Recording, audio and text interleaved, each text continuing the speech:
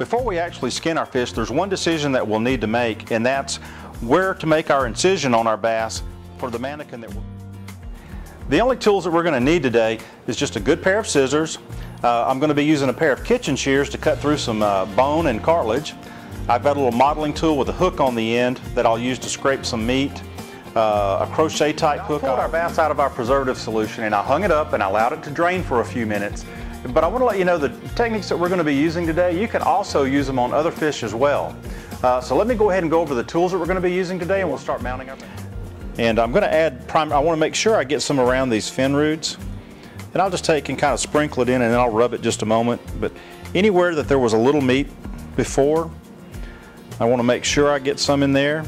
And the technique I like to use, and the reason I like a spoon, is because it's kind of got a curved end on one side. But I'll get the mache in there and I'll pack it down with the spoon, and then I'll use the spoon to smooth and make a nice transition from the mache to the skin. I'm going to slide the head in, get the tail in place. The throat latch area that you see here, I'm going to get that skin in place, and then we just work our way around our body. Just come down here, get this in place, leaving this area a little lighter, and then I'm going to go ahead and darken up just a little bit of the areas we've already painted. A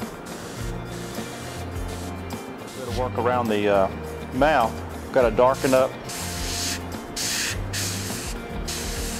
this area right through here. Also gone ahead and attached our bass to a really nice piece of driftwood, and I added some lily pads to give it a little interest.